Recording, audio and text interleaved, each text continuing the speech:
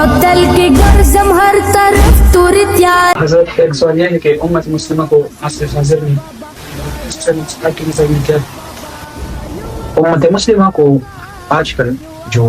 Challenges درپیش ہیں اپنی سوچ کے مطابق ہے. جو کچھ ہم دیکھ رہے ہیں، جتنی زندگی ہم نے گزاری ہے، جس وقت سے ہم یعنی اچھی بری کی تمیز کر رہے ہیں، تو امت مسلمہ کو تو بہت زیادہ چیلنج درپیش ہے.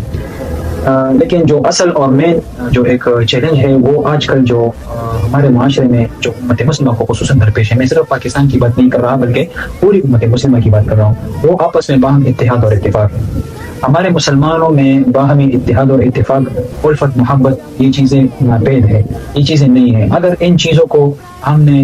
اس پر غور کیا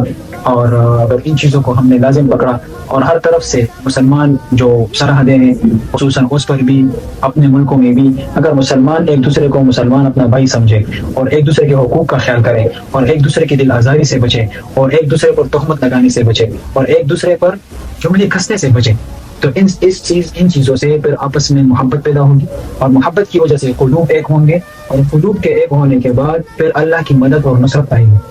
آپ نے دیکھا ہوگا کہ اگر ایک گھر ہو، ایک گھر اس میں ایک ہی خاندان کے لوگ رہتے ہیں اور وہ لوگ اگر آپس میں ان کی دلی محبت نہ ہو تو اس گھر میں بھی پریشانیاں اور ناچاکیاں اور لڑائی جھگڑے ہوتے ہیں، پریشانی کا باعث بنتے ہیں.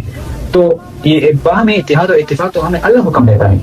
اور یہ تب ہوگا جب ہم اپنے آپس میں ایک دوسرے کے ساتھ اپنے دلوں کو صاف ستھرا رکھیں. اگر آپس میں ایک دوسرے کے لیے ہم دلوں میں کینہ رکھیں گے، بغض رکھیں گے، حسد رکھیں گے، خواہ وہ دو بھائی گھر میں ہو، خواہ وہ دو ساتھی کسی ادارے میں ہو، کیا خواہ وہ دو حکمران دو مسلمان ملکوں میں ہو، تو ان میں اگر ایک دوسرے کے لیے دل میں کینہ، بغض، حسد ہوگا اور یہ چیزیں ہوں گی تو پھر اللہ کی مدد اور نصرت مسلمانوں کے ساتھ پھر اس کا ہوگا